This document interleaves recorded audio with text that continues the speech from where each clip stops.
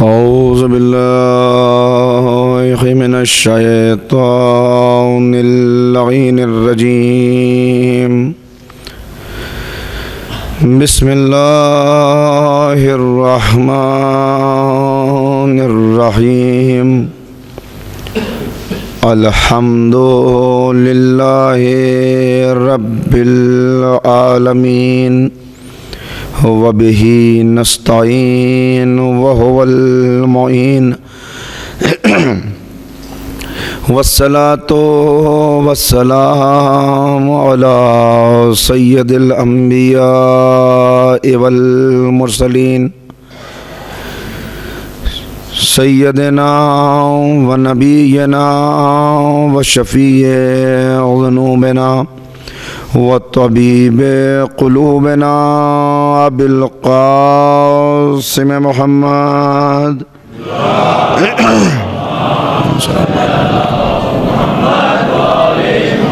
وآلہ الطیبین الطاہرین المعصومین المظلومین المنتخبین المنتجبین اما بعد فقد قال اللہ تبارک و تعالی فی کتابہ المجید وفرقانہ الرشید وقولہ الحق بسم اللہ الرحمن الرحیم نصر من اللہ وفتح قریب وبشر المؤمنین یا ایہا الذین آمنوا کونوا انصار اللہ صلوات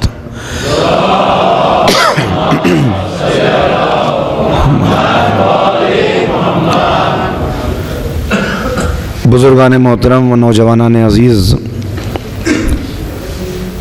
قرآن کریم کی ان نورانی اور ربانی آیات کے ضمن میں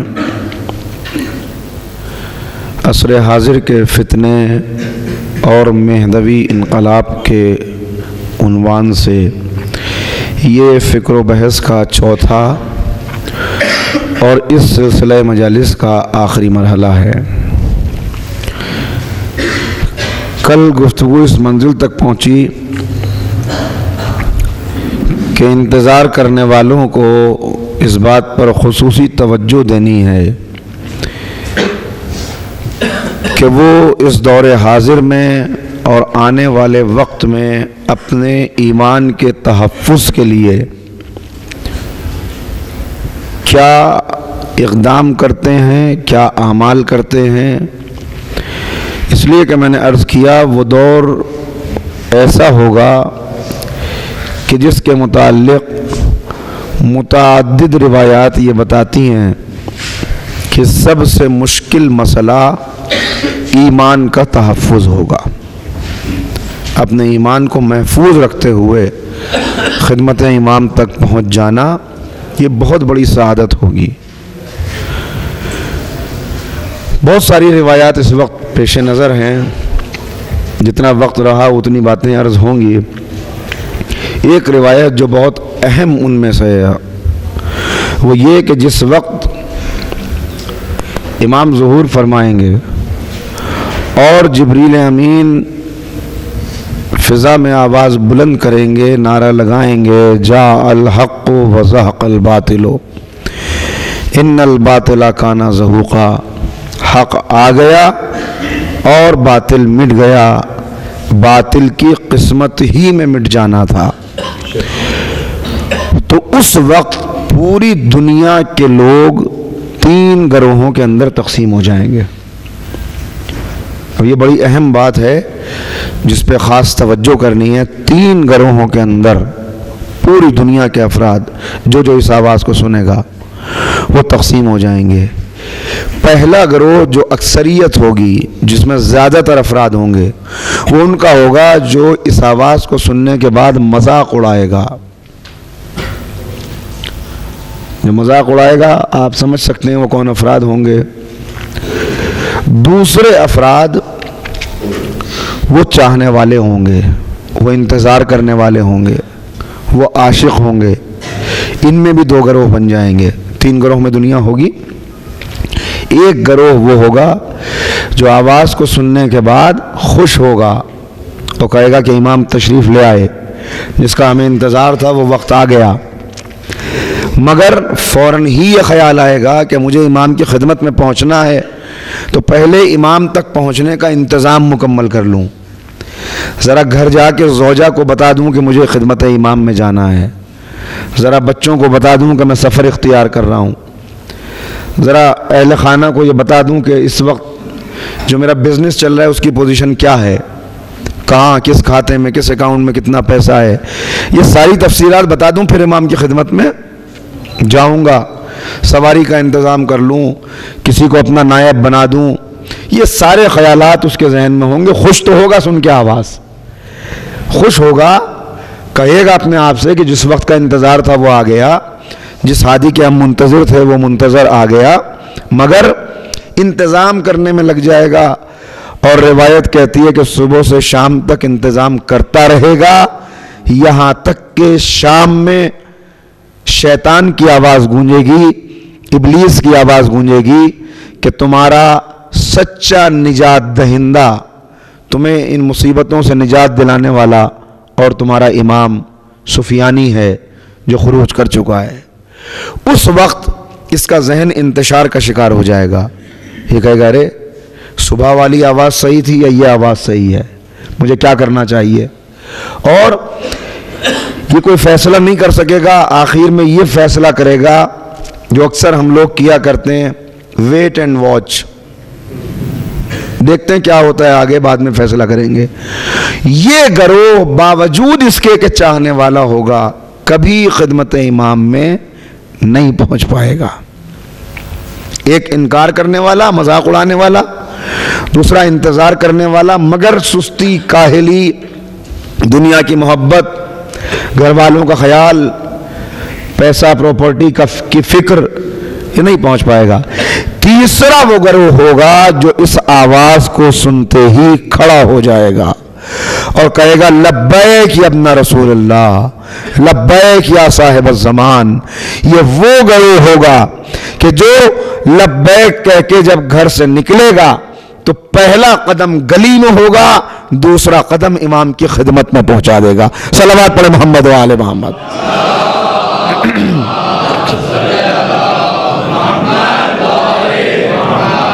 ذرا بارے دیگر ایک بلند صلوات آپ حضرات پڑھ لیں، جیسی کہ اب جو میں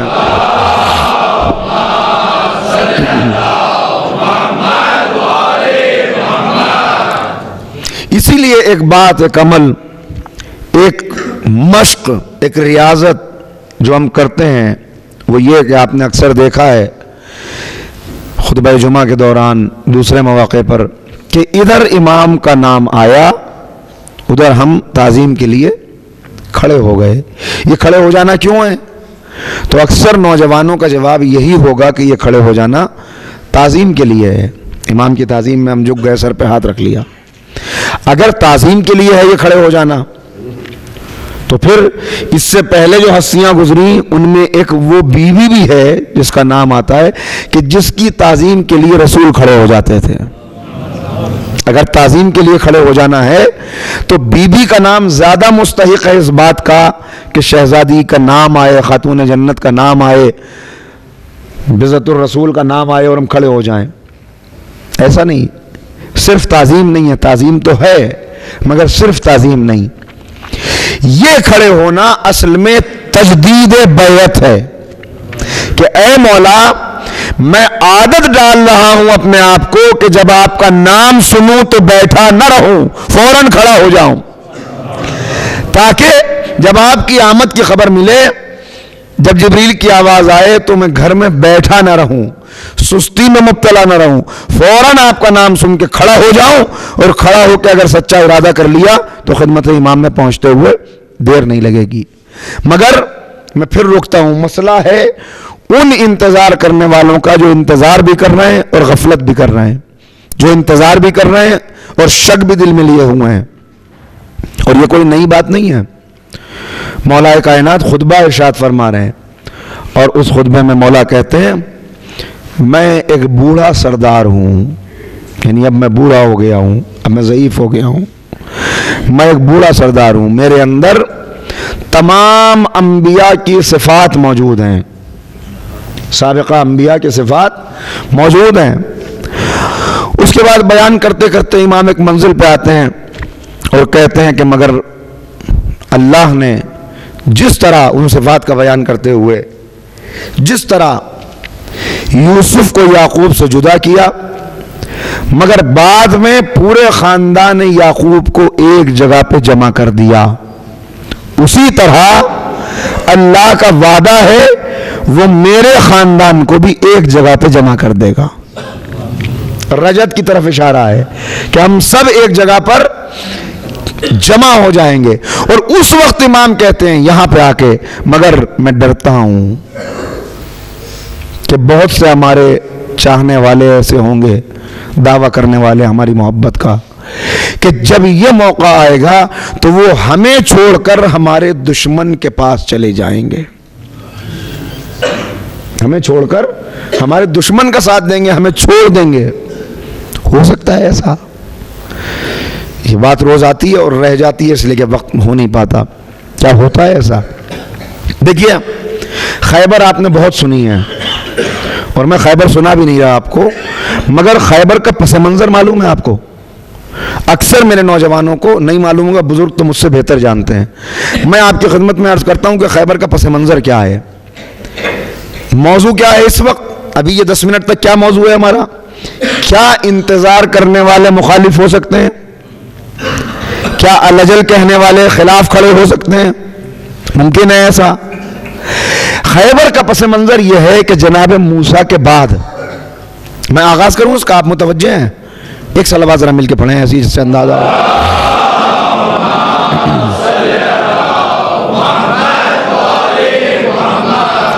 میں آہستہ آہستہ اس لیے باتوں کو عرض کر رہا ہوں کہ اس میں خطابت کا زور لگا کے میں یہ نہیں چاہتا کہ اصل بات رہ جائے، نکل جائے تیزی میں، آہستہ آہستہ پہنچ جائے بات۔ جناب موسیٰ کے بعد 2 گروہوں کے اندر یہودی تقسیم ہوئے۔ ایک گروہ وہ تھا کہ جو مخلصین کا گروہ تھا، صاحبان ایمان، جنہوں نے جناب موسیٰ پر سچے دل سے ایمان اور عقیدہ رکھا تھا اور جناب موسیٰ کی مدد اور نصرت کی تھی۔ اور دوسرا دنیا پرستوں کا گروہ تھا۔ یہ جو مخلصین تھے، جو سچے تھے، جو صاحبان ایمان تھے، انہوں نے یہ پڑھا تھا اور جناب موسیٰ کی زبانی سنا تھا کہ ایک ایسا نبی آئے گا، ایک ایسا پیغمبر آئے گا کہ جو تمام انبیاء کا سردار ہوگا، اور اس کے آنے کے بعد یہ دنیا عدل و انصاف سے بھرے گی، اسلام نافذ ہوگا اور اسلام کو قیامت تک کے لیے دوام حاصل ہو جائے گا۔ لہذا یہ یہودی جو سچے یہودی تھے، جو سچے صاحبان ایمان تھے، وہ بے چین رہتے تھے رسول کے فراق میں۔ انہیں معلوم ہے ابھی بہت زمانے بعد آنا ہے، مگر ایسی رسول کی محبت ان کے دل میں پیدا ہو گئی تھی کہ اس فراق میں، اس جدائی میں وہ بے چین تھے، اور آپس میں مل کے گفتگو کیا کرتے تھے۔ وہ کہتے تھے یہ جو دوسرا گروہ ہے، یہ جو مرتد ہو گئے ہیں، یہ جو اپنے آپ کو یہودی کہتے ہیں مگر کافروں سے بدتر ہیں، کہیں ایسا نہ ہو کہ جب وہ نبی آئے تو یہ نقصان پہنچائیں۔ ہم موسیٰ کے ماننے والے ہیں، لہذا ہماری ذمہ داری ہے کہ ہم اس نبی کا استقبال کریں، اس کا تحفظ کریں۔ اگر وہ ہماری زندگی میں نبی آئے تب بھی چونکہ ہمارے دل میں اس کی تمنا ہے، لہذا ہمیں اس کی نصرت کا انتظام کرنا چاہیے۔ کیسے نصرت کریں؟ تو سب سے پہلے انہوں نے یہ معلوم کیا کہ وہ نبی کہاں پہ آئے گا۔ انہیں پتہ چلا اس وقت جس نام سے آج مدینہ اور مکہ مشہور ہیں، یہ نام نہیں تھے۔ اس وقت دوسرے نام چل رہے تھے، طیبہ ایک مشہور ناموں میں تھا اس وقت، اور جو بہت سارے نام تھے ان میں ابھی عرض کیے دیتا ہوں۔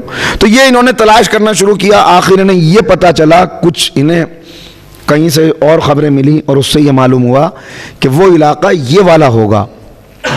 انہوں نے اپنا وطن چھوڑا، سارا کاروبار چھوڑ دیا، کھیت چھوڑ دیے، پراپرٹی چھوڑ دی، سب کچھ چھوڑ کر ان مخلصین کے گھروں میں سے ایک پوری جماعت نکلی رسول کی نصرت کے لیے۔ ان کا کام ہے رسول کا انتظار، ان کا مقصد ہے رسول کی نصرت، رسول کا انتظار کرنے والے رسول کی نصرت کے لیے نکلے۔ انہیں پتہ چلا کہ اس علاقے میں رسول کی ولادت ہوگی، لہذا موجودہ عرب کا جو علاقہ ہے مدینہ اور مکے کا علاقہ، وہاں پہ یہ آ گئے۔ یہاں پہ آنے کے بعد یہاں پر دو آبادیاں پہلے سے بڑی مشہور تھیں، دو بھائی تھے، ایک کا نام تھا یثرب، ایک کا نام تھا مرحب، ایک کا نام تھا یثرب، ایک کا نام تھا خیبر۔ یثرب اور خیبر یہ دو بھائی تھے، ان کا یہ علاقہ تھا۔ یہاں پر آ کر انہوں نے خیبر کے علاقے میں زمینیں خریدی، جو کچھ لے کے آئے تھے خیبر کے علاقے میں انہوں نے زمینیں خریدی۔ زمینیں خریدنے کے بعد اب نسل در نسل سلسلہ چل گیا، باپ مرتا ہے تو بیٹے کو یہ وصیت کر کے مرتا ہے کہ ہم آخری رسول کے ناصر اور مددگار ہیں، ہم اس کے انتظار میں انتقال کر رہے ہیں، تمہارا یہ فریضہ ہے کہ ہمارے سامنے تو وہ رسول نہیں آیا، اگر تمہارے سامنے آئے تو تم اس کی مدد اور نصرت کرنا۔ یہ جنریشن چلتی رہی، آگے بڑھتی رہی، یہاں تک کہ انہوں نے باقاعدہ طور پر جب کئی جنریشن گزر گئیں تو انہیں یہ خیال ہوا، اچھا اسی درمیان تجارت کرتے ہوئے وہ مخالفین بھی یہاں پہ پہنچ گئے، تو انہیں یہ خیال ہوا کہ یہ بھی یہاں پہ آ گئے ہیں، یہ نقصان پہنچائیں گے رسول کو، ہمیں ایسی تیاری کر کے چلنی ہے کہ اگر کل کوئی جنگ ہو جائے تو اس جنگ میں بھی ہم آخری نبی کا ساتھ دے سکیں۔ آپ دیکھ رہے ہیں کتنی تیاریاں کر رہے ہیں، آخری نبی کا ساتھ ہمیں دینا ہے۔ تو اس کے لیے انہوں نے یہ مضبوط قلعے بنائے، 9 قلعے، خیبر کے علاقے میں 9 قلعے بنائے انہوں نے، تاکہ اس کے اندر اسلحہ جمع کر سکیں، یہاں پہ مال جمع کر سکیں، اور اگر اس وقت میں نبی کو کوئی نقصان پہنچانے والا ہو تو یہاں پہ لا کے نبی کی حفاظت کر سکیں۔ یہ قلعے بنائے اس لیے ہیں کہ ہم یہاں لا کے پیغمبر کو محفوظ رکھیں گے، ان کی حفاظت کریں گے۔ وقت گزرتا گیا، دنیا غالب آتی گئی، مخلصین کی تعداد کم ہوتی گئی، اور بعد میں کیا ہوا؟ انتظار کرنے والے جنہوں نے خیبر کے قلعے اس لیے بنائے تھے، انہی میں وہ قلعہ بھی تھا جو مرحب کا قلعہ کہلاتا ہے، جس کے اندر 14,000 سپاہی اس وقت موجود تھے جب پیغمبر نے حملہ کیا ہے، 14,000، اور بھرپور اسلحہ اور بڑی دولت، اس لیے کہ پیغمبر آئے تو انہیں پریشانی نہ ہو۔ انہوں نے باغ لگائے، انہی باغوں کو باغ فدق کہا جاتا ہے۔ ایک صلوات پڑھیں محمد و آل محمد۔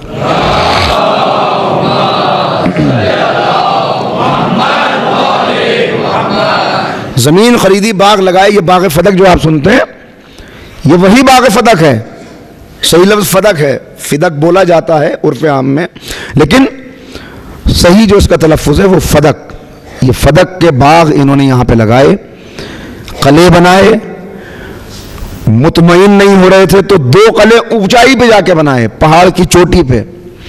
سب سے مضبوط قلعہ مرحب والا قلعہ یا قلعہ قموس، پیغمبر کو یہاں پہ لا کے رکھیں گے، مگر یہی انتظار کرنے والے، روایات کیا بتا رہی ہیں کہ انتظار کرنے والے ہی مخالف ہو جائیں گے، یہی انتظار کرنے والے جب ان پر دنیا غالب آئی، جب ان پر مال اور اولاد کی محبت غالب آئی، اور انہوں نے دیکھ لیا کہ یہ آنے والا یہ تو ایک یتیم ہے، یہ تو ایک غریب ہے، اس کا ساتھ دینے میں تو مال بھی جائے گا، عزت بھی جائے گی، آبرو بھی جائے گی، تو یہی جو انتظار کر رہے تھے وہ تلواریں کھینچ کے پیغمبر کے خلاف کھڑے ہو گئے۔ پہلے مرحلے میں انہوں نے سلو کر لی، معاہدہ ہو گیا، آپ ہمیں نقصان نہ پہنچائیں، ہم آپ کو نقصان نہیں پہنچائیں گے، اور یہ 3 قبیلے مدینے کے اندر پیغمبر سے صلح کر کے رہنے لگے۔ بعد کے مرحلے میں ان میں سے 2 قبیلوں نے غداری کی۔ غداری کیا کی؟ جس وقت جنگ احد ہوئی تو جنگ احد میں جو ان کا سردار تھا، اس سردار نے مخبری کی، کفار کے ساتھ مل گیا، پھر بھی پیغمبر نے معاف کیا۔ اس کے بعد اتنی جرتیں ان کی بڑھ گئیں کہ انہوں نے، اب یہ میں خیبر سنا نہیں رہا ہوں آپ کو، سنانی ہوتی تو یہاں سے آگے بڑھتا، مگر اتنا اور اشارہ کر دوں کہ کیوں پیغمبر، یہ ہوتا ہے نا سوال اٹھتا ہے ایک کہ پیغمبر نے تو ہر جنگ دفاع میں کی، پھر خیبر میں حملہ آور ہو کے کیوں گئے؟ تو اس لیے گئے تھے حملہ آور ہو کے کہ انہوں نے معاہدہ توڑا، انہوں نے مخبری کی، انہوں نے کئی مسلمانوں کو قتل کیا۔ ایک علاقہ تھا، ایک چراگاہ، جہاں پہ مسلمانوں کے جانور چرا کرتے تھے، وہاں پیغمبر نے اپنے ایک صحابی کو، جن کا نام ہے زر، اب آپ متوجہ ہو جائیں گے، زر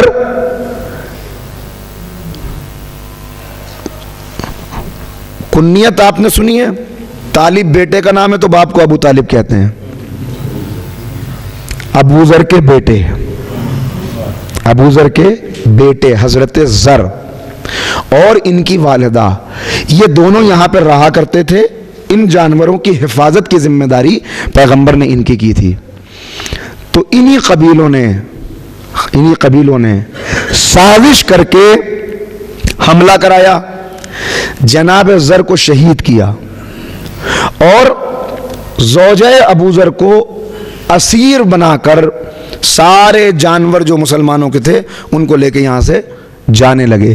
اس کی خبر پیغمبر کو ملی تو پیغمبر نے، ایک تیر انداز تھے مشہور اس وقت کے، ان کا نام تھا صحابی رسول کے سلمہ، پیغمبر نے انہیں بھیجا، ان کے ساتھ کچھ لشکر آیا، انہوں نے آ کے جنگ ہوئی، ایک چھوٹی سی جنگ، اور اس جنگ کے نتیجے میں انہوں نے زوجہ ابو ذر کو ان سے چھڑا لیا، انہیں ساتھ عزت کے واپس لے آئے۔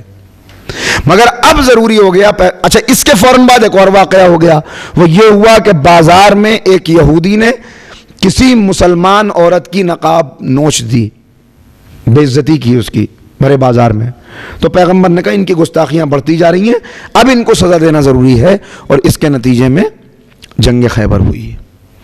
مگر کتنے برسوں سے پیغمبر کا انتظار کرنے والے خیبر کی جنگ میں نبی کے مخالف، یہی وجہ تھی۔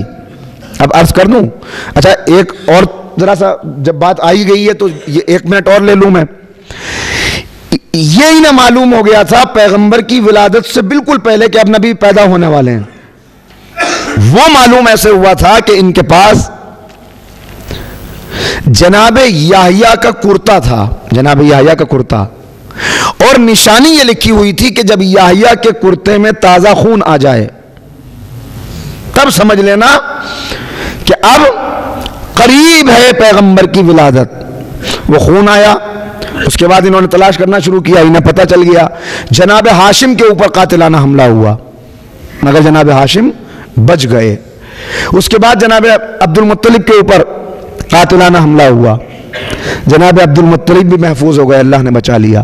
اس کے بعد یہ نکلے جناب عبداللہ کو قتل کرنے کے لیے، جب نکلے تو یہ اس وقت پہنچے جب جناب عبداللہ کے ذبح کی تیاری کی جا رہی تھی، اس لیے کہ عبد المطلب نے قربانی مانگی تھی، منت مانی تھی کہ میں قربان کر دوں گا اپنے چھوٹے بیٹے کو، تو وہ جناب عبداللہ کو قربان کرنے والے تھے۔ انہوں نے یہ دیکھا تو یہ مطمئن ہو کے واپس آ گئے کہ یہ تو خود ہی ان کو قربان کر رہے ہیں، مگر وہاں جناب ابو طالب نے بچا لیا۔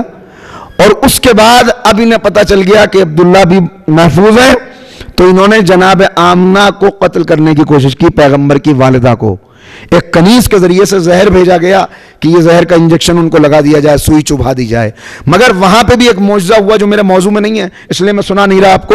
اس معجزے کے نتیجے میں وہ بھی بچ گئیں اور حضور سرور کائنات حضرت احمد مجتبیٰ محمد مصطفیٰ صلی اللہ علیہ وآلہ وسلم کی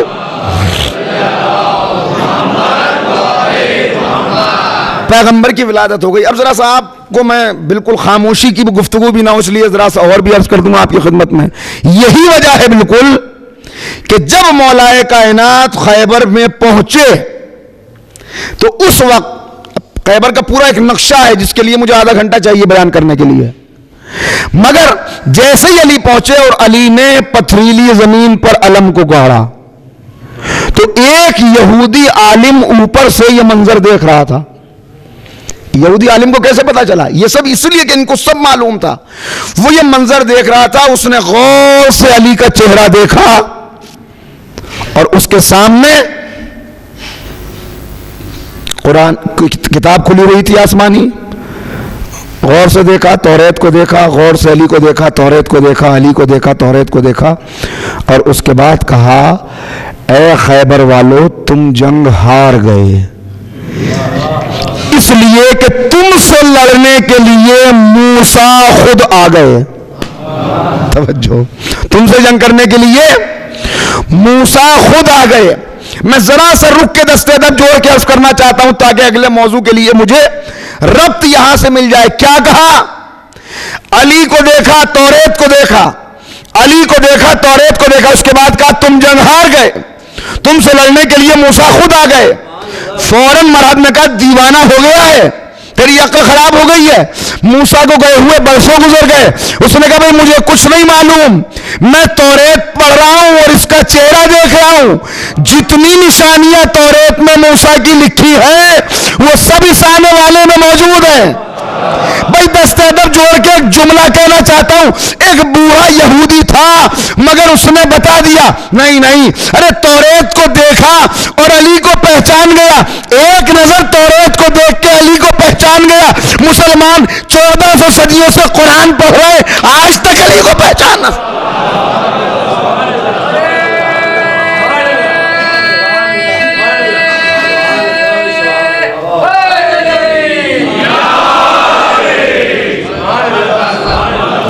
کیوں نہیں پہچان سکے؟ کیوں نہیں پہچان سکے؟ پیغمبر فرما رہے ہیں اس لیے، اب میں نے چھوڑ دیا، خیبر کو مجبوری ہے، اس لیے نہیں پہچان سکے کہ نبی فرما رہے ہیں وہ دور وہ ہوگا کہ جب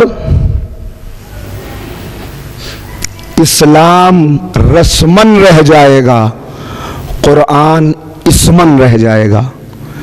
امام صادق کی بھی حدیث ہے اور رسول اللہ سے روایت ہے کہ پیغمبر نے فرمایا کہ ظہور کا دور وہ ہوگا، قرب ظہور کی علامات میں سے جو حتمی علامات ہیں، 3 طرح کی علامات ہیں۔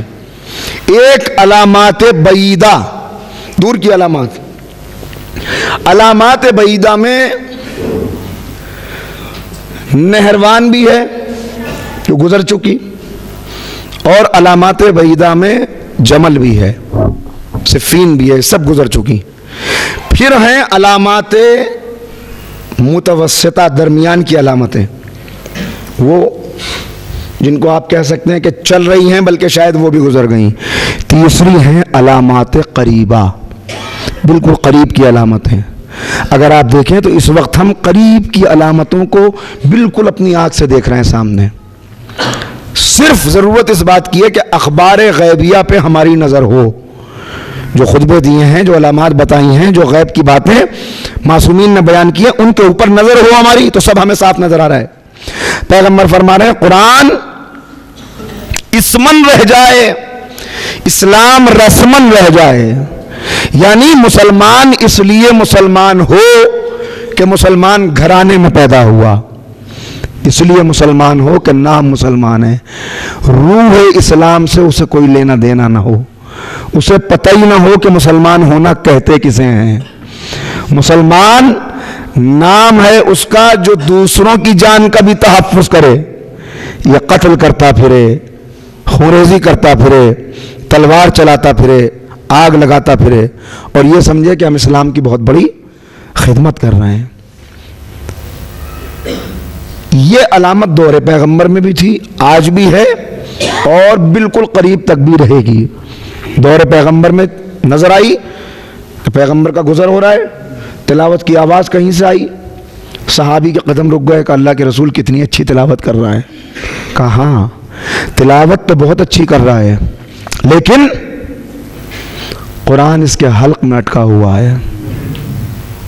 یہی جملہ بالکل مولا کائنات کا جب نہروار میں عبداللہ ابن عباس آئے اور آنے کے بعد کہا کہ یا علی ان سے کیسے جنگ کریں گے، اس لیے کہ میں تو بڑے قریب سے انہیں دیکھ کے آیا ہوں، بات بات پہ آیتیں پڑھتے ہیں، بات بات پہ سجدہ کرتے ہیں، بات بات پہ ذکر خدا کرتے ہیں۔ تو مولا نے بھی یہی جملہ ارشاد فرمایا، اے ابن عباس تم نے ٹھیک کہا، وہ قرآن کی بڑی اچھی تلاوت کرتے ہیں مگر قرآن ان کے حلق میں اٹکا ہوا ہے۔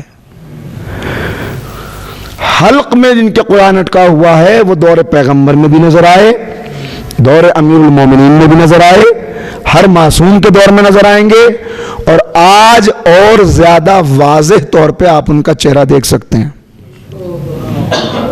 توجہ فرما رہے ہیں میری باتوں پر؟ قرآن اسمن رہ جائے گا، کیا مطلب؟ یعنی اسے سونے کے حروف سے لکھا جائے گا، اس کے اوپر کانفرنسز ہوں گی، اس کے اوپر سیمینار ہوں گے۔ جس چینل کو چینج کر لیجیے آج آپ، اگر اسلامی چینل ہے تو 24 گھنٹے میں کوئی نہ کوئی وقت ایسا ہوگا کہ جب قرآن کے اوپر بات ہو رہی ہے، قرآن کے قواعد بتائے جا رہے ہیں، قرآن کے قصے بتائے جا رہے ہیں، قرآن کی تجوید بتائی جا رہی ہے، آداب تلاوت بتائے جا رہے ہیں، فہم قرآن کی محفلیں ہو رہی ہیں، مگر پیغمبر ارشاد فرما رہے ہیں قرآن اسمن رہ جائے گا۔ اسمن رہ جانے کا مطلب کیا؟ قرآن کی مظلومیت شکایت کرے گا قرآن پیغمبر سے، اللہ کے رسول آپ کی امت نے مجھے چھوڑ دیا۔ چھوڑا کہاں؟ چھوڑا کہاں؟ ہر ایک تو قرآن پڑھ رہا ہے۔ یہی مطلب ہے قرآن اسمن رہ جانے کا۔ قرآن پڑھا جا رہا ہے مگر قرآن کے اوپر کتنا بڑا ظلم ہے کہ اسے پڑھا جا رہا ہے مگر سمجھا نہیں جا رہا۔ دلیل میرے پاس بڑی مضبوط ہے۔ اگر قرآن کا قاری قرآن کو سمجھ کے پڑھتا ہوتا تو قرآن پڑھنے والا کبھی آل محمد کا دشمن نہ ہوتا۔ توجہ فرمائیں، آل محمد کی دشمنی کے ساتھ قرآن کی تلاوت، یہ پیغمبر کے خطبے کا زندہ ثبوت ہے سامنے کہ دیکھ لو قرآن اسمن رہ گیا۔ قاری قرآن بھی پڑھ رہا ہے اور علی کی محبت بھی دل میں نہیں ہے۔ امام فرما رہے ہیں حلق میں قرآن اٹکا ہوا ہے۔ یہ حلق میں کیوں اٹکا ہوا ہے؟ ایک جملے میں وضاحت کر دوں ذرا آپ جاگ بھی جائیں۔ یہ حلق میں اس لیے اٹکا ہوا ہے کہ پیغمبر نے قرآن کا ساتھی علی کو قرار دیا ہے۔ جب قاری تلاوت کرتا ہے تو آیتیں دل میں جھانکتی ہیں، اگر دل میں علی کی محبت ہوتی ہے تو حلق سے اتر جاتا ہے ورنہ حلق میں اٹک جاتا ہے۔ صلوات پڑھیں محمد و آل محمد۔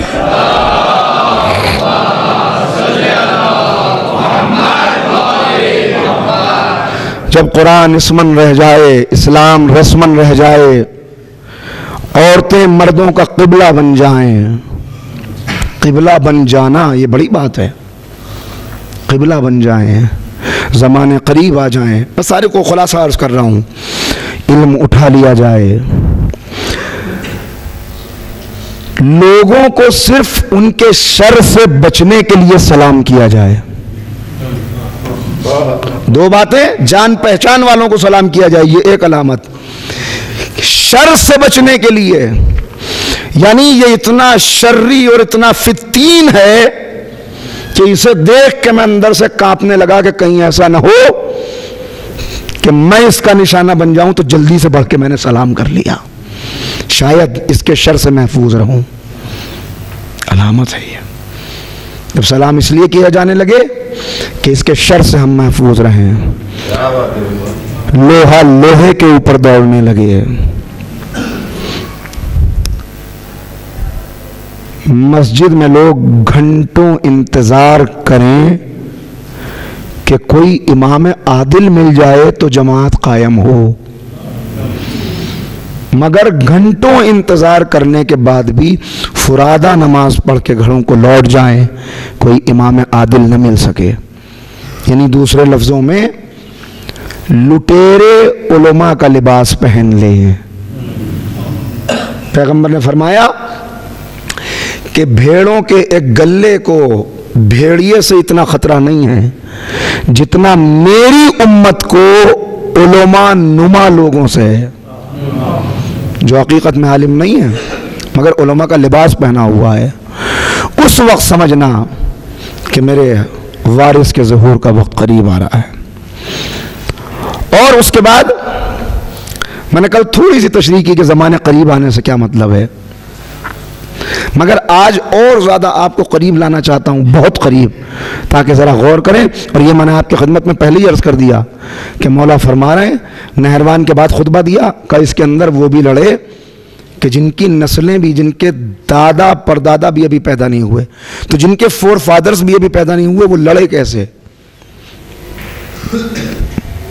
مولا کا یہ بتانا یہ خود اس بات کی دلیل ہے کہ امام کی آمد اور امام کی حکومت سے پہلے، حکومت کے قیام سے پہلے، ابھی آپ کو صفین بھی لڑنی ہے، آپ کو نہروان بھی لڑنی ہے.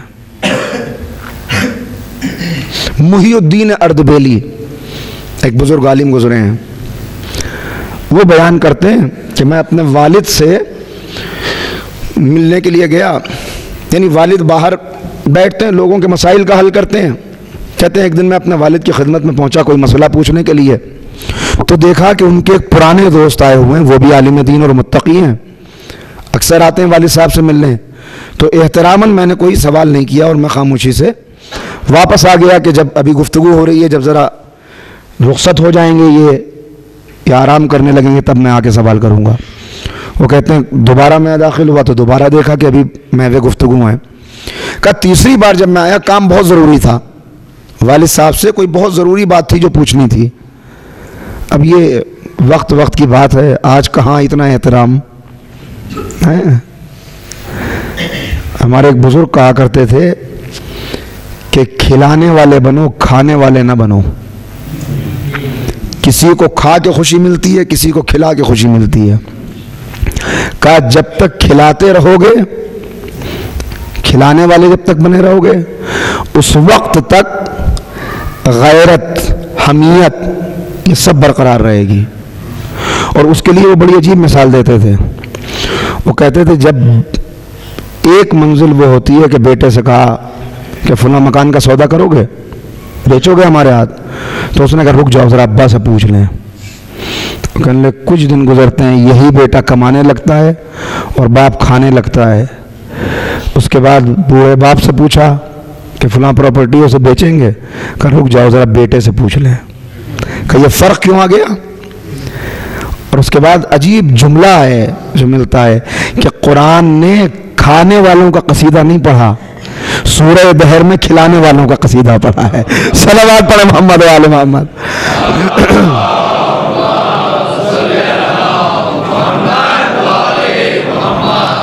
یہ میں نے اس لیے عرض کر دیا کہ بہت ساری سماجی برائیاں جو ہیں اس کے لیے ہم خود ذمہ دار ہیں. ایک خاص منزل تک پہنچ جائے، اس کے بعد بیٹے کو علیحدہ کر دیجئے، اب اسے اپنی زندگی جینے دیجئے. مگر یہ کہیں نہیں کہتا اسلام کہ آپ اپنے آپ کو اس کا محتاج بنا لیں. محتاج بنانے کے لیے نہیں کہتا، انڈیپینڈنٹ سب رہ سکتے ہیں. خیر وہ ایک الگ موضوع ہے. بہرحال یہ کہتے ہیں جب میں داخل ہوا تیسری مرتبہ تو میں نے دیکھا کہ اب باتیں نہیں ہو رہی ہیں، تو میں اندر داخل ہو گیا. اتنے میں اس سے پہلے کہ میں والد سے سوال کرتا، یہ جو بزرگ بیٹھے ہوئے تھے ان کو جھپکی لگ گئی، نیند آ گئی. اور نیند میں جو جھٹکا لگا تو امامہ ان کا نیچے گر گیا. کہا جیسے ہی امامہ گرا میں نے دیکھا کہ پوری پیشانی پر یہاں سے لے کے یہاں تک تلوار کا گہرا زخم، ہڈی میں اتر گئی تلوار، اندر جیسے ایک نالی سی بن جاتی ہے. کہا مجھے بڑی بے حیرت ہو گئی کہ یہ پڑھنے لکھنے والے آدمی، مسجد میں رہنے والے آدمی، میدان جنگ سے ان کا کوئی مطلب نہیں، یہ کیسے ان کے زخم آ گیا. کہا اب میں اپنا سوال بھول گیا اور بیٹھ گیا وہاں پر کہ یہ جاگیں، اس لیے کہ ایک عجیب سی کیفیت ہو گئی تو ان سے پوچھوں. کہ وہ بیدار ہوئے. میں نے پوچھا ان سے کہ مجھے معاف فرمائیے گا لیکن آپ کا تو کبھی میدان جنگ سے کوئی سابقہ نہیں پڑا، یہ زخم آپ کو کیسے لگا؟ تو انہوں نے کہا یہ زخم مجھے جنگ صفین میں لگا. کہاں لگا؟ جنگ صفین میں. یہ کہتے ہیں کہ اب میری حیرت اور بڑھ گئی، اس لیے کہ یہ اتنے بزرگ ہیں، نہ یہ مذاق کر سکتے ہیں مجھ سے اور نہ یہ غلط بیانی کر سکتے ہیں. صفین کو 1000 سال گزر چکے ہیں. صفین کے 1000 سال کے بعد یہ کہہ رہے ہیں کہ یہ جنگ صفین میں یہ زخم لگا، یہ کیسے ممکن ہے؟ تو میں نے کہا کہ حضور میں سمجھ نہیں پایا. کہا سنو، میں ایک مرتبہ کہیں عازم سفر تھا، جا رہا تھا، تو میں نے دیکھا ایک اور شخص بھی اسی راستے پہ چل رہا ہے، تو حکم پیغمبر ہے کہ تنہا سفر نہ کرو، کسی کو اپنا ساتھی بنا لو۔ میں اپنے گھوڑے پہ تھا، وہ اپنے گھوڑے پہ، میں نے انتظار کیا، وہ بھی قریب آ گیا، ہم دونوں کی منزل ایک ہی تھی، لہذا ساتھ ساتھ چلنے لگے۔ کہا راستے میں اس نے مجھ سے پوچھا کہ تمہارا عقیدہ کیا ہے، تمہارا عقیدہ کیا ہے؟ تو میں نے اسے بتایا کہ میں شیعہ اثنا عشری ہوں، اہل بیت کا چاہنے والا ہوں، علی کا عاشق ہوں۔ تو اس نے فوراً پلٹ کے کہا کہ اچھا، میں نہ ہوا میدان صفین میں، اگر میں ہوتا تو اپنی تلوار کی پیاس علی کے خون سے بجھاتا۔ کہ اتنی نفرت، اتنی گستاخی دیکھ کر مجھے بھی غصہ آ گیا، اور اب میں نے بھی پلٹ کے کہہ دیا کہ میں نہ ہوا میدان صفین میں، اگر میں ہوتا تو اپنی تلوار کی پیاس غیر علی کے خون سے بجھاتا۔ پر میں اس کا نام کیوں لوں ممبر سے؟ صلوات پڑھے محمد والے محمد۔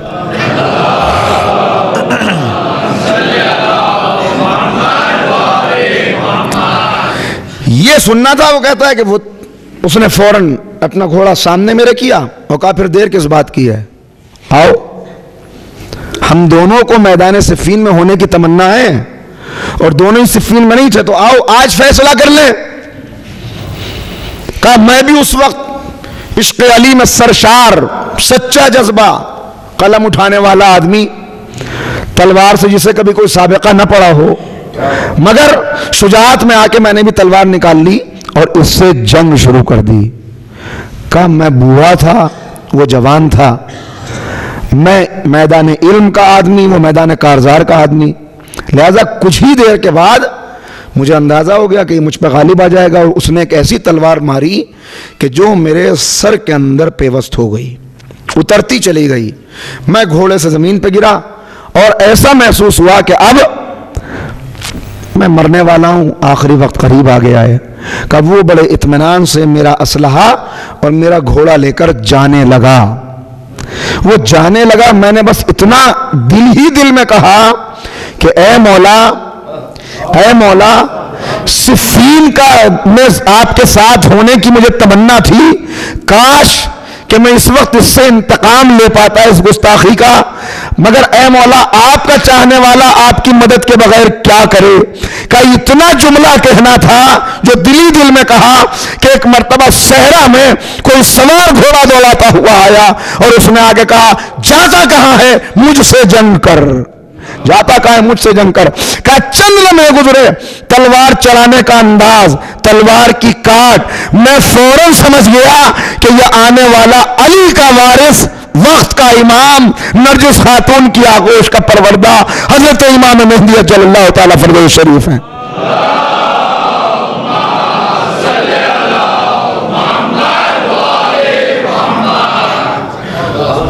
کہا اس کے بعد انہوں نے اسے واصل جہنم کیا، اس کا گھوڑا اور تلوار لا کے میری خدمت میں رکھا اور اپنے دست مسیحائی کو میرے سر پہ پھیرا۔ کہ اس ہاتھ کا مس ہونا تھا کہ زخم مندمل ہو گیا، تکلیف چلی گئی۔ میرا بازو پکڑ کے مجھے کھڑا کیا اور کہا کہ اے شیخ، اب اطمینان سے اپنے گھر جاؤ، جو ہماری طرف سے سچے جذبے کے ساتھ کھڑے ہوتے ہیں، ہم کبھی انہیں تنہا نہیں چھوڑتے۔ اور اس کے بعد کہا اچھا یہ ایک بات عرض کر دوں یہاں پہ، اس کا یہ مطلب نہیں ہے کہ آپ بھی ایسی صفین لڑنے نکل پڑے ہیں، ہاں یہ عرض کر دوں، یہ اس وقت کا جذبہ، وہ کیفیت کچھ اور تھی، وہ ایک خاص کیفیت ہوتی ہے، وہ کیفیت جب طاری ہو جاتی ہے اور بے خودی کے عالم میں آدمی آ جائے تو وہاں جذبہ، وہاں حالات کچھ اور تھے، ہر ایک کے لیے نہیں ہے یہ واقعہ۔ تو ایک مرتبہ بازو پکڑ کے کھڑا کیا اور کہا اے شیخ، اب تم سے کوئی پوچھے کہ یہ زخم کہاں لگا تو کہنا یہ جنگ صفین میں لگا، اس لیے کہ جس جذبے کے ساتھ تم کھڑے ہوئے تھے، جس جذبے کے ساتھ تم کھڑے ہوئے تھے، ہم نے تمہاری حاضری کو جنگ صفین میں مولا علی کے سپاہیوں کے ساتھ درج کر لیا۔ سچا جذبہ تھا، لہذا تم تو یہ صرف مولا خود فرما رہے ہیں اس بات کو، آسان نہیں ہے، بہت مشکل ہے۔ اب کس رخ پہ میں جاؤں، وقت کم ہے اور باتیں عرض کرنی ہے، لیکن ایک منزل تک جو ایک بہت اہم بات نوجوانوں کو سنانی ہے، بس وہاں تک آؤں گا اور وہاں پر رک جاؤں گا. گفتگو مکمل نہیں ہوگی، وہ آپ بھی جانتے ہیں، ملاقاتیں ادھوری رہ گئی ہیں، بہت باتیں ضروری رہ گئی ہیں، وہ کسی اور موقع پہ ہوں گی انشاءاللہ. لیکن ابھی ایک منزل تک ہم چلیں گے. امام سے کسی نے سوال کیا، امام جعفر صادق علیہ الصلوۃ والسلام،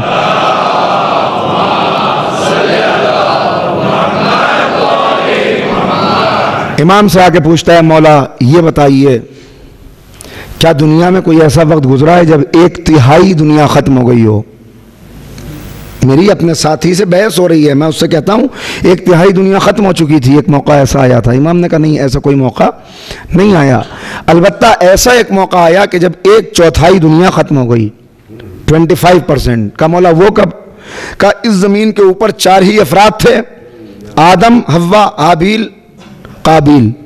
اس وقت قابیل ملعون نے حضرت حابیل کو شہید کیا اور اس طرح 1/4 آبادی دنیا کی ختم ہو گئی. اور اس کے بعد امام نے ارشاد فرمایا کہ مگر جب ہمارے وارث کے آنے کا وقت آئے گا، اس وقت ہمارے چاہنے والوں کو 2 موتوں کا سامنا ہوگا جس سے 2/3 دنیا ختم ہو جائے گی. اب یہ متوجہ ہو کے بیٹھ گیا کہ مولا ارشاد فرمائیے کون سی 2 موتیں؟ کہ ایک سرخ موت، ایک سفید موت. ایک سرخ موت، ایک سفید موت. اور اس کے بعد پورا خطبہ ہے جسے میں یہاں پہ روک کے ایک اور بات بہت اہم عرض کر رہا ہوں. یہ جو اب اس کے بعد والی بات سنا رہا ہوں، یہاں پہ پلٹ کے آؤں گا ابھی، لیکن پہلے اسے سن لیجئے. امام نے کیا فرمایا؟ ایسا سخت وقت آنے والا ہے، ایسے سخت وقت میں شیعت کس مرحلے سے گزرے گی، کن حالات سے دوچار ہوگی، وہ سناتا ہوں. روایت ہے 6 امام سے بھی ہے، 11ویں امام سے بھی ہے، اور امام حسن علیہ السلام سے ان کی بیٹی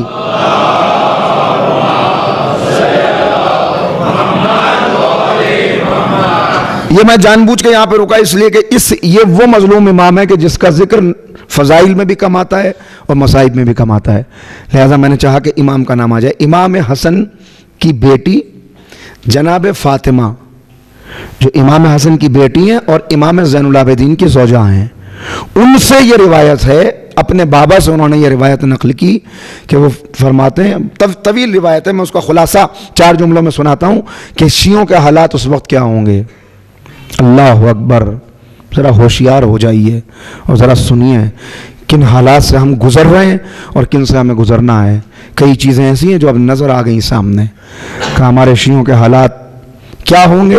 جو زمانہ جس رفتار پہ چل رہا ہوگا اس سے ہمارے چاہنے والے بھی محفوظ نہیں رہ سکیں گے، ان کے اندر بھی کچھ خرابیاں پیدا ہو جائیں گی. کیا خرابیاں؟ سود کھانا ایک عام بات ہو جائے گی، وہ سود کو اپنے لیے حلال کر لیں گے، وہ شراب کو اپنے لیے جائز قرار دے لیں گے، جواز تلاش کریں گے اس کا. صرف یہ نہیں کہ پی جائے گی بلکہ اس کا جواز تلاش کریں گے کہ یہ صحیح ہے، اسے حلال کر لیا جائے گا. رشوت کو تحفے کے نام پہ حلال کر لیا جائے گا. میں صرف خلاصہ سنا رہا ہوں، بڑی طویل روایت ہے، اگر میں پھیلاؤں تو پھر اس میں مجلس نکل جائے گی. رشوت کو تحفے کے نام پر، شراب کو مختلف نام ہے یہاں پہ، جس میں ایک آیا کہ دوا کے نام پر، دوا کے نام پر، سود کو کرائے کے نام پر. ہم سود تھوڑی لے رہے ہیں. ایک آدمی کے پاس کوئی پراپرٹی ہوتی ہے، کوئی اپنا کمرہ کرائے پہ دیتا ہے، کوئی اپنا گھر کرائے پہ دیتا ہے. ہم نے تو پیسہ کرائے پہ دیا ہے، اس کا کرایہ لے رہے ہیں، یہ سود نہیں ہے. کرائے کے نام پر یہ باقاعدہ وضاحت ہے اس کی.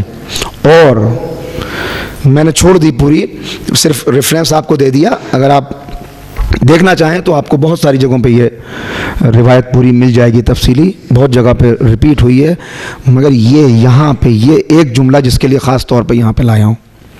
اور ہمارے شیعوں کا حال یہ ہوگا کہ وہ ایک دوسرے کو گالیاں دیں گے ان کے منہ پر تھوکیں گے، انہیں کافر قرار دیں گے، انہیں قتل کریں گے آپس میں ایک دوسرے کو، اور یہ سمجھیں گے یہ ساری باتیں کرنے کے بعد کہ ہم نے دین کی بہت بڑی خدمت کی۔ جب ایک دوسرے کے منہ پہ تھوکنے لگیں، ایک دوسرے کو گالیاں دینے لگیں، ایک دوسرے کو کافر کہنے لگیں، اور ایک دوسرے کو قتل کر کے یہ سمجھنے لگیں کہ دین کی بہت بڑی خدمت کی۔ اور یہ ابھی تک غیروں کی بات ہو رہی تھی، یہ اپنوں کی بات ہے کہ آپس میں ایسا انتشار ہوگا، ایسا فتنہ و فساد پھیلے گا، ایسے دل پھٹ جائیں گے آپس میں۔ عزیزو، یہ وہ دور ہے کہ جس میں اس مصیبت سے ہم گزر رہے ہیں۔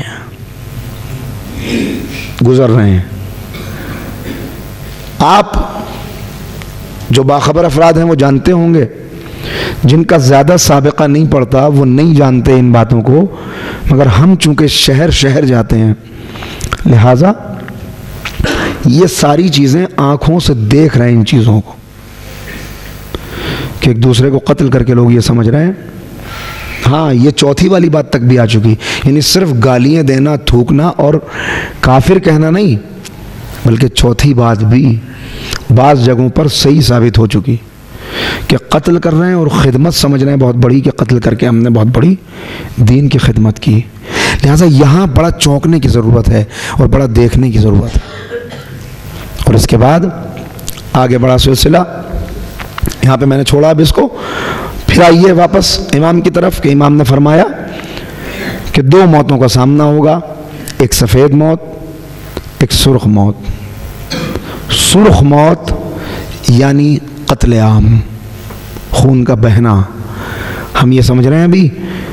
اور میں اب کیسے اس بات کو کہوں کہ ایک جگہ پر اس جملے کی تشریح میں نے پیش کی تو بعد میں یہ کہا گیا باقاعدہ یعنی پڑھے لکھے افراد کی طرف سے کہ آپ تو امام کی تصویر کو ایسے بنا کے پیش کر رہے ہیں کہ کوئی چاہنے والا یہ دعا ہی نہ کرے سچے دل سے کہ امام آپ آ جائیے۔ میں تصویر پیش نہیں کر رہا، یہ روایتیں بتا رہی ہیں اور ہم سے یہ تقاضا کر رہی ہیں کہ اپنے آپ کو شہادت کے لیے تیار کرو۔ جب تک شہادت کا جذبہ دل میں پیدا نہیں ہوگا اس وقت تک امام کے مشن اور امام کی تحریک میں ہم کیا کہتے ہیں کربلا والوں سے، یا لیتنی کنت معکم، ہم تمہارے ساتھ ہوتے، اور کربلا والے کیا کہہ رہے ہیں؟ شب عاشور نہیں، شب عاشور کے خطبہ، شب عاشور کا مصائب میں آپ ذکر سنتے ہیں، خطبات امام حسین ایک میرا الگ موضوع ہے جس پر پورے عشرے کی ضرورت ہے۔ یہ عرض اس لیے نہیں عرض کیا کہ آپ یہ سمجھیں کہ میں بہت پڑھا لکھا ہوں، یہ اس لیے سنایا کہ جس بات کی یہاں تشریح نہیں کر سکوں گا اسے جو انٹرنیٹ سے جڑے ہوئے بچے ہیں اگر وہ دیکھنا چاہیں تو اس کی میں اس وقت تشریح نہیں کر رہا، مگر ایک میرا ٹاپک ہے کربلا سے کربلا تک، اس میں یہ پورے خطبات تفصیل کے ساتھ میں نے وہاں پہ پیش کیے ہیں، پورا عشرہ موجود ہے، آپ دیکھ سکتے ہیں اسے۔ یہ خطبہ جو امام نے راستے میں دیا جب لشکر ہر سے سامنا ہو گیا، اس کے بعد جو اگلی منزل آئی، بعض نے اسے منزل ذو حسم لکھا ہے اور بعض نے منزل زبالہ لکھا ہے، بہرحال منزل جو بھی ہو، وہاں پہ امام نے خطبہ دیا اور اپنے اصحاب کو خطاب کر کے کہا کہ میں موت کی طرف بڑھ رہا ہوں، پورے حالات بیان کیے، بتایا کہ ہمیں شہید کر دیا جائے گا، اور اس کے بعد کہا کہ تمہارے لیے راستہ کھلا ہوا ہے، تم جہاں جانا چاہو چلے جاؤ، مجھے تم سے کوئی شکوہ نہیں ہے۔ اس وقت ایک صحابی نے کھڑے ہو کر خطبہ دیا۔ شب عاشور کے جواب تو آپ نے بہت سنے، مگر اس کا جواب سنیے، نام بعد میں بتاؤں گا، پہلے جملے سن لیجئے۔ کیا کہا؟ اے مولا، آپ ہمیں جانے کے لیے کہہ رہے ہیں؟ اگر میرے جسم کو قینچی سے قیمہ کیا جائے، قینچی سے کاٹا جائے اور قینچی سے باریک باریک میرے جسم کو کاٹتے ہوئے میری روح نکل جائے اور پھر روح کو واپس جسم میں پلٹایا جائے اور مجھ سے پوچھا جائے کہ اب کس کا ساتھ دو گے، تو مولا پھر آپ کے قدموں میں اپنی جان نثار کروں گا. اور اے مولا اگر ایسا 70 مرتبہ کیا جائے، 70 مرتبہ، اگر 70 مرتبہ مجھے زندگی ملے اور اتنی ہی اذیتناک شہادت ملے اور میری شہادت سے آپ کا اکبر بچ جائے، یہ ہے جذبہ، یہ جذبہ شہادت. کون کہہ رہا ہے یہ؟ میں پھر پلٹ آیا وہیں پر جہاں سے چلا تھا مگر مجبوری تھی. انتظار کرنے والے مخالف ہو جائیں گے، مخالف ساتھ آ جائیں گے. آپ کو معلوم ہے یہ اعلان کرنے والا کون ہے؟ ان کا نام ہے زہیر ابن قین. اور یہ زہیر قین کون ہے بتاؤں آپ کو؟ بزرگ بہتر جانتے ہیں، نوجوانوں کے لیے عرض کر رہا ہوں. یہ کل کا تاریخ نے اسے کل کا عثمانی شیعہ لکھا ہے. آپ کے ساتھ یہ لفظ ہے. 2 گروہوں کے اندر شیعہ تقسیم تھے، افراد تقسیم تھے. اس وقت سب کو شیعہ کہا جاتا تھا. شیعہ مطلب دوست، فالوور، جو جس کے ساتھ ہے. ایک شیعہ یعنی علی، ایک شیعہ یعنی عثمان. شیعہ یعنی عثمان کا مطلب یہ تھا کہ جنہوں نے چوتھے نمبر پر بھی علی کو خلیفہ نہیں مانا اور تیسرے خلیفہ کے قتل کا مجرم نعوذ باللہ حضرت علی کو سمجھتے رہے. ان میں تھے حضرت زہیر، ان میں تھے. مگر اب وہ واقعہ بیان کرنے کا موقع ہی نہیں ہے کہ میں آپ کو سنا سکوں. مگر فرزند رسول نے بلایا. آپ نے سنا بھی ہوگا کبھی مصائب میں ایک خطبہ دیا امام نے.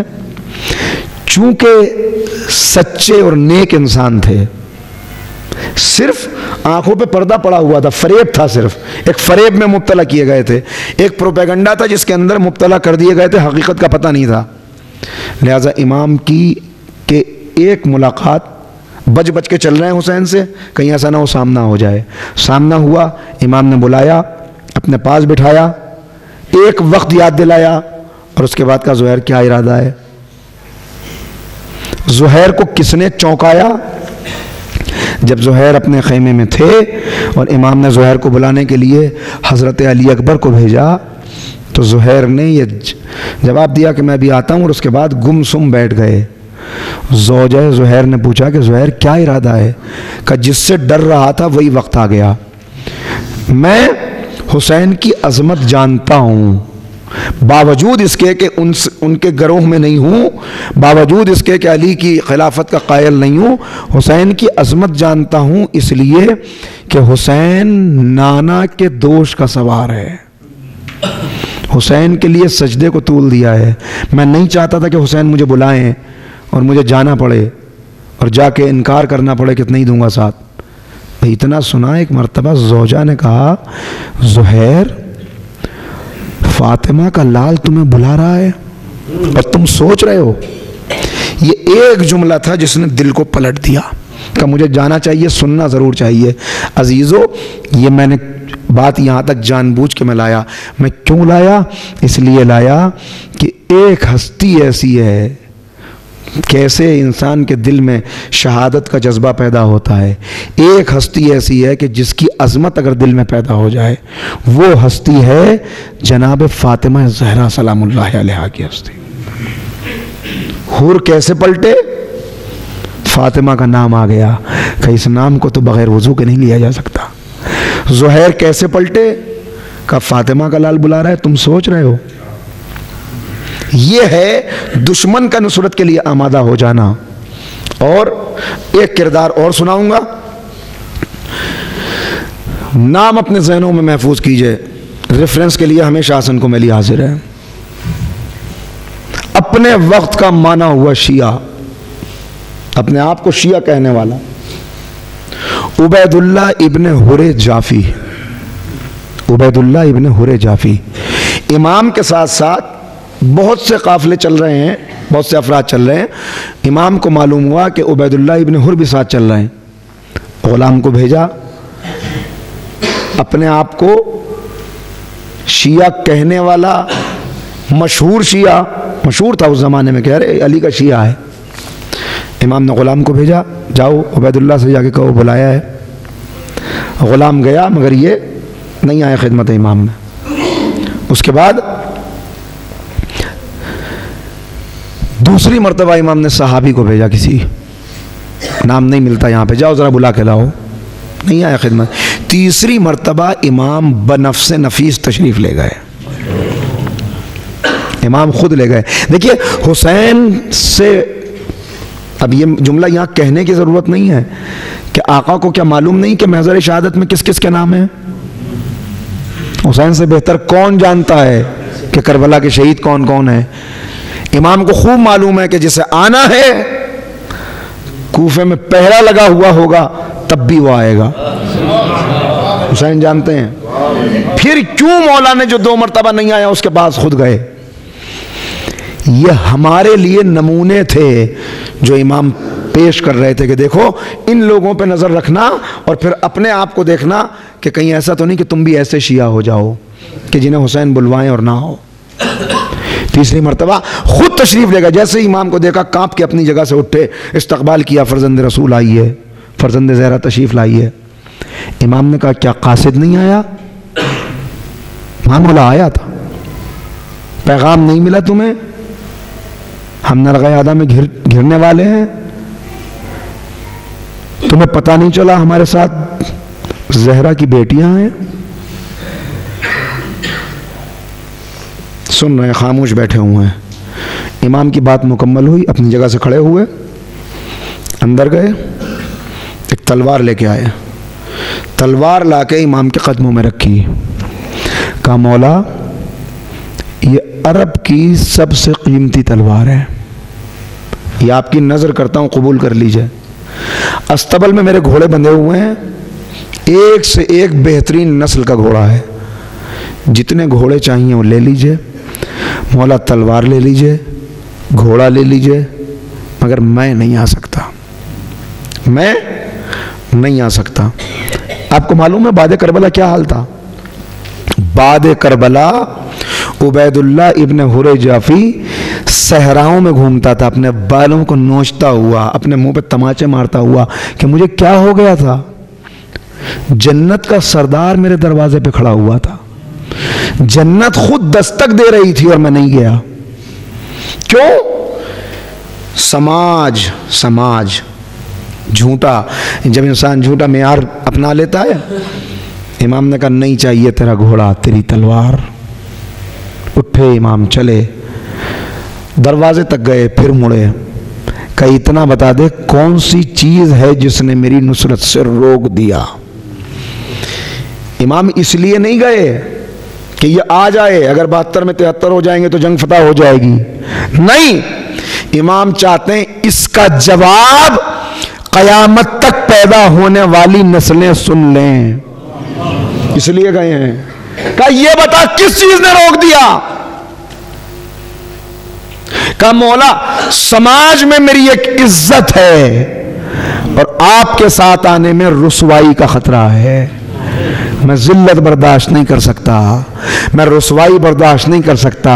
हाय अफसोस, समाज के बनाए हुए झूठे मेयार को मानने का नतीजा कि इसे मालूम ही नहीं कि इज्जतें शुरू भी हुसैन से होती हैं, खत्म भी हुसैन पर होती हैं। झूठा मेयार है जिसने रोक दिया। मौला रुसवाई का खतरा है। देखा आपने? तो कौन जो अपने आप को बड़ा नासिर और बड़ा आशिक अली समझते हैं, वो भी जब वक्त पड़ता है आजमाइश का, तब इसीलिए कहा गया कि नासिर सिर्फ ये समझना कि हम नासिर बन गए नहीं, आजमाइश के लिए अपने आप को तैयार करें। कैसे तैयार करेंगे? डरा रहे हैं इमाम, वक्त ख़त्म होता जा रहा है, लेकिन एक अहम बात बहुत ज़रूरी अर्ज़ करनी है, उस तक आता हूँ और फिर पलट जाता हूँ। क्या करूँ? एक सलवात ज़रा मिल के पढ़ें, मोहम्मद वाले मोहम्मद।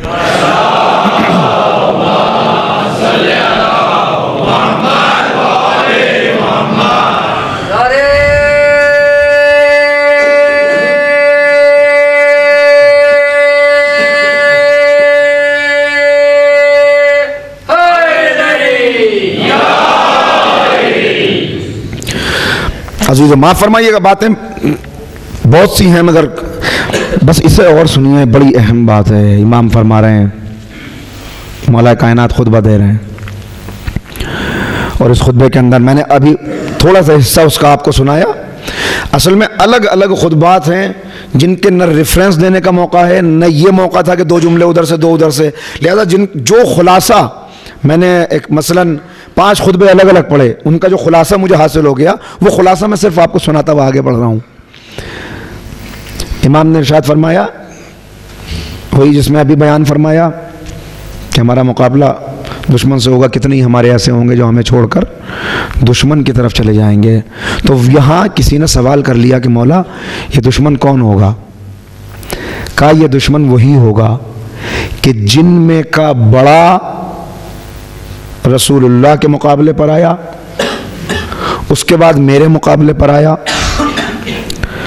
اس کے بعد میرے بیٹے حسن اور حسین کے مقابلے پر آئے گا، اور اسی نسل کا ایک شخص ہمارے قائم کے مقابلے پر آئے گا۔ کہ مولا اس کا نام کیا ہوگا؟ کہ اس کا نام عثمان ابن عتبہ۔ اور پھر مولا نے بتانا شروع کیا کہ اس کی آنکھیں دبی ہوئی ہوں گی، اس کا چہرے کے اوپر گہرے گہرے نشانات ہوں گے جیسے چیچک روح ہوتا ہے، اور بہت ساری نشانیاں بتائیں جس کا اس وقت موقع نہیں کیونکہ اگلی منزل تک جانا ہے۔ امام نے بیان فرما دیا کہ یہ ہمارے قائم سے جنگ کرے گا، جو اسی نسل سے ہوگا۔ اسی کو کہا گیا فتنہ سفیانی، اس کا دوسرا نام روایتوں میں سفیانی کا خروج۔ سفیانی امام کہہ رہے ہیں سرخ موت اور سفید موت۔ سرخ موت یعنی اتنا خون بہے گا چاہنے والوں کا اس وقت کہ روایت کے اندر ہے کہ دجلہ کا پانی خون سے سرخ ہو جائے گا، اور ایک جگہ پر ہے کہ پوری دجلہ لاشوں سے پٹی ہوئی ہوگی۔ دوسری جگہ پر ارشاد فرمایا کہ کوئی ایسا نہیں ہوگا۔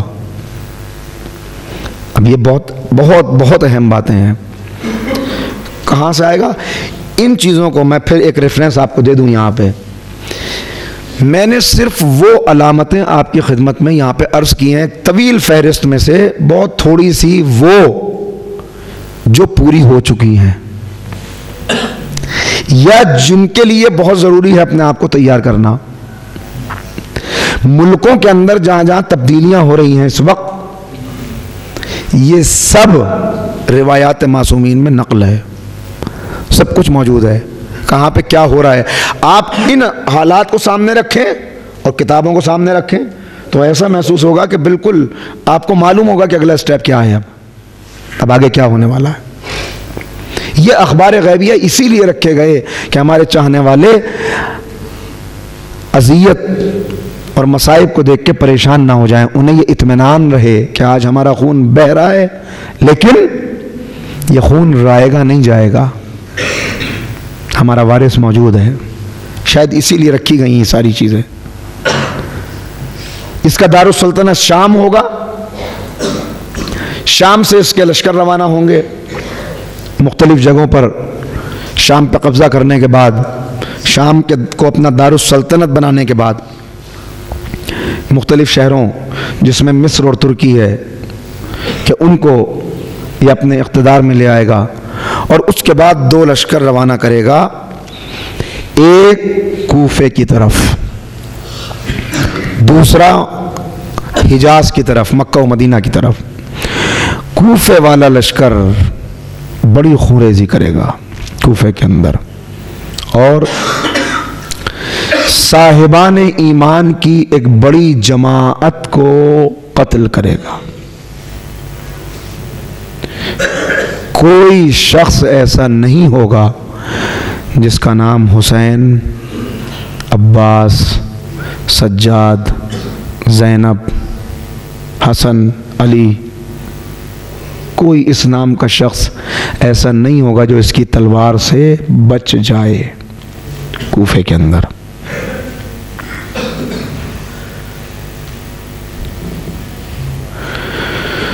تو اب تو بڑا، اور مومن خواتین کو، انتہائی پاک باز مومن خواتین کو گرفتار کرے گا، انہیں گرفتار کر کے اس کا لشکر جا رہا ہوگا